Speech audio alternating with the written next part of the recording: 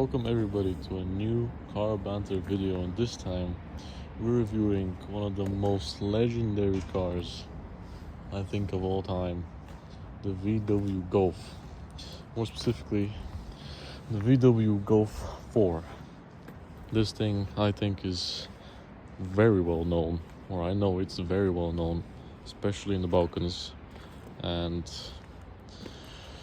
yeah, I honestly think that even though this car is like 20 years old now, I think that it still looks very handsome. I think the design is very good. I think it was very well made, and honestly, I would say that it's timeless.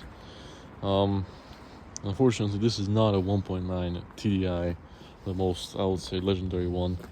It's a 1.6 petrol engine in this bad boy, and well, since the outside has nothing more to show you, let's go inside.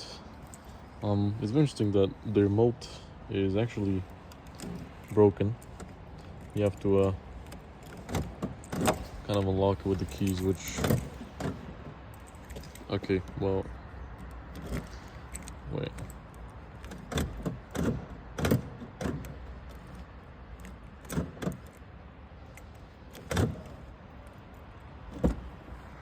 Okay, it wasn't unlocking.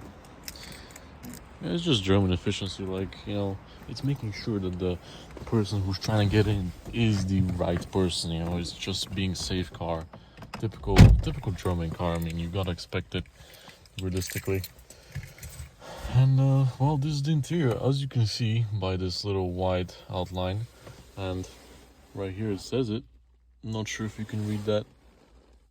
Golf is the 25th anniversary version. This Golf, and to be honest, I'm not exactly sure what that gave you as an extra. I think it may have been this button here, these two buttons with the AC, but I don't know actually. As you can see, it's missing quite a bit of buttons. Honestly though, it's okay. So I'm like 185, and I fit pretty good. I fit perfectly, actually, I think. And honestly, the rear, as you can see, pure work car. This is how it's meant to be used, this bad boy. Just pure work car. And the rear, I have sat in the rear, obviously, and it's honestly, it's decent enough. It's spacious enough for me. And how about we hear that beautiful 1.6 come to life? Put it in neutral, obviously. And oh yeah, was that not a beautiful sound? Yeah, don't worry about the kind of start, that ticking noise. Those are just the hydraulic lifters. Okay, they're just a little bit worn out, not yet for service, but soon enough, I would say. Don't worry about that either. That's fine. Just don't worry about that. That light is just it's warning you to drive safe, basically. It's nothing much, really. But I gotta say, this car for what, 20 something plus years old, everything works. Actually everything works. The engine and transmission, they run, it drives beautifully.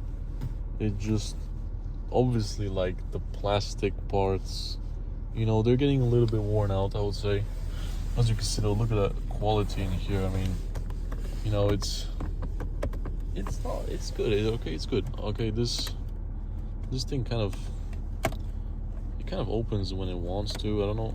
Oh, there it is. Yep, nice cup holders. I've never used these, so I could never tell you if they actually... Oh, I guess they would work, because you put it and then... Okay, they're actually pretty well made then, I think. Hopefully. The radio, I don't want to turn it on actually, because we might get copyrighted, even though, whatever, yeah. But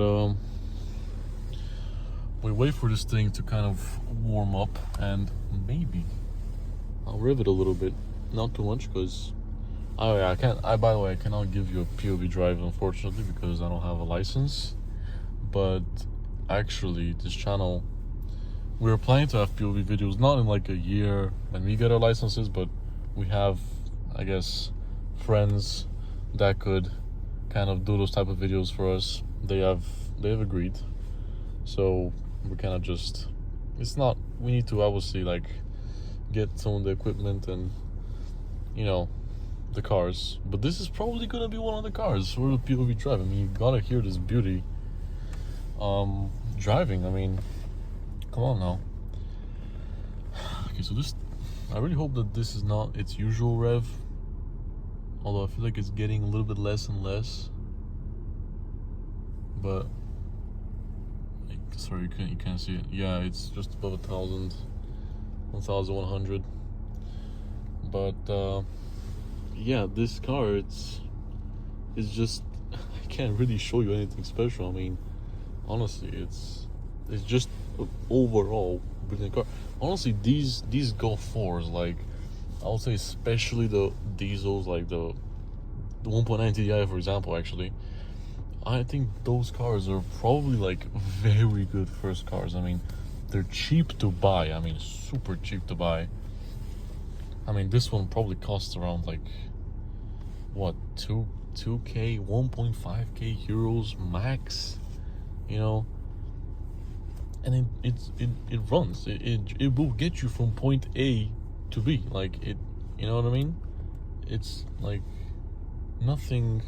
It won't let you down, these cars. So they're easy to service too. And as I say, it just won't let you down. Okay, it's slowly but surely getting kind of, you know, warmed up, lowering the revs. As you can see, this one has 171,000 kilometers, which for this car, it's not much at all. Actually, this is probably like, you would consider this to be a good example. Like, only 171,000 kilometers. That's crazy. I feel like if you go on the marketplace, so most of these cars would have like, what, 300,000 kilometers, but then they will still run for another 400,000. But you know, and obviously, as any Balkan Golf, this bad boy has the cross and a picture. As you can see, beautiful, beautiful. It's just how it's done. You can't go without it, really. But yeah, the 1.6 petrol engine in this bad boy, it boasts 101 horsepower, I believe, when it was new. Now I'm not sure. Probably like, it probably hasn't lost that much. I feel like German horses, maybe it would be like 95, 90. It's obviously nowadays it's kind of underpowered, but even nowadays, I mean, there has been cars which there are cars which, like brand new cars, which have below 100. I think the Jimny, Suzuki Jimny, the brand new one, has like below 100 horsepower, or even 100 maybe.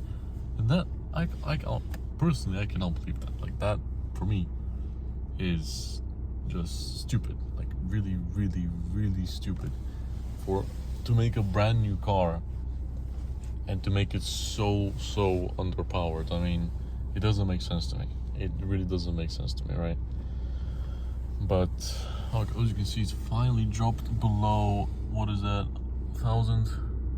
Yep. Still gonna wait a little bit just in case.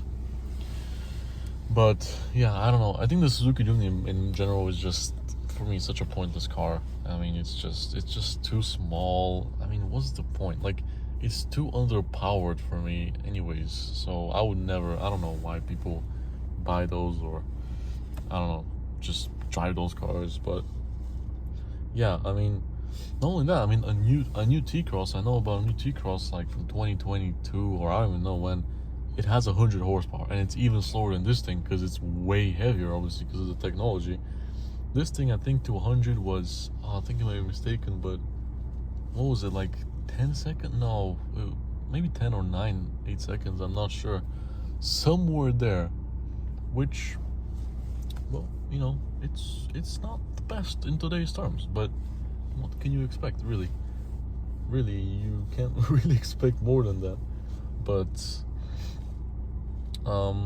interesting enough, though, I think 1.9 TDI with all the red letters on this model would have 150 horsepower.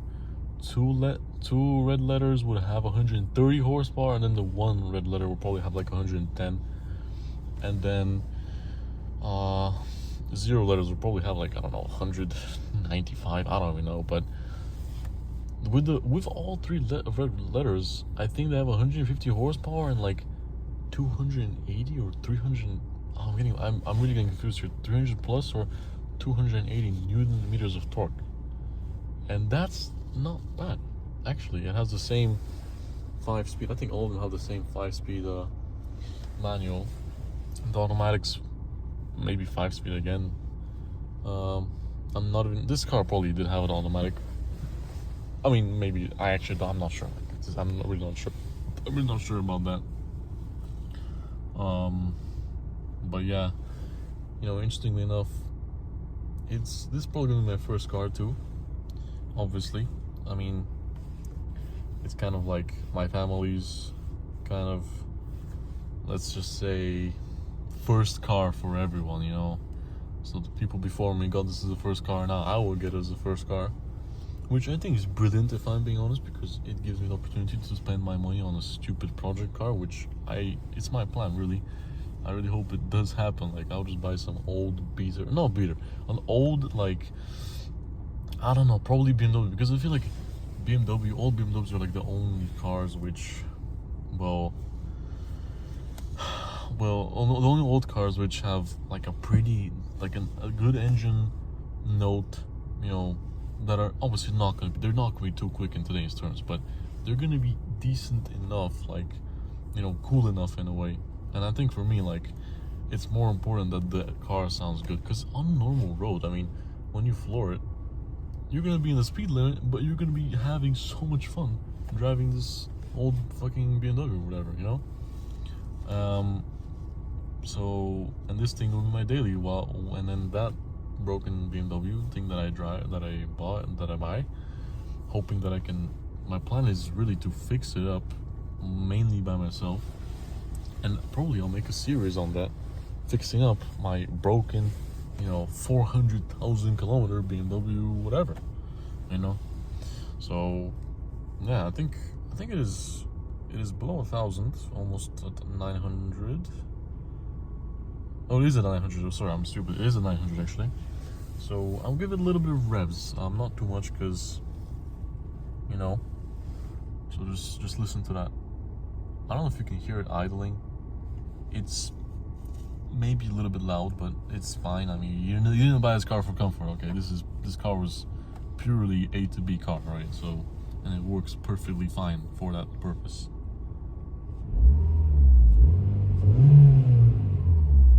Okay, see, that was a good engine note, I would say. I think that was beautiful. I mean, honestly, it doesn't even sound that bad. I mean, it's a 4-cylinder 1.6. You can't really expect it to sound amazing, but it didn't sound too bad. But yeah, this car, I think its only flaw, realistically, for nowadays, 2025, it's just underpowered, like, uphill. You kind of have to turn off the air conditioning, turn off everything, and just floor it, but, it's, can't really expect anything more. But honestly, it's a good overall car. Like, it's a good car, okay? Nothing, you can't really complain about this car, so, but time to shut it off. And, since this car is, well, I wouldn't say nothing special, but, it's nothing, there's nothing I can really talk about too much. I mean, I even started yapping about some random ass Suzuki and shit like that, but I think that this is where we might have to wrap up. Okay, well, see, this thing, I've noticed that it likes to play some tricks on me. Now I'm pretty sure I have to put the key back in, turn on the ignition. Okay. Do I have to turn on the whole car? This stupid little fucking Golf, bro. I swear. Let's turn on the car. Didn't want to. Yeah, now it opens. Yeah, I'm not sure what's going on there, if I'm being completely honest. But it's fine. Okay, it's completely fine. You know, these things happen. You know, they happen in brand new, BMWs and Mercedes Benzes. You know, so it's like it's completely fine. Okay, I don't see a problem with that. So, yeah, as you can see, this is the high budget of the channel. We're covering the license plate with paper.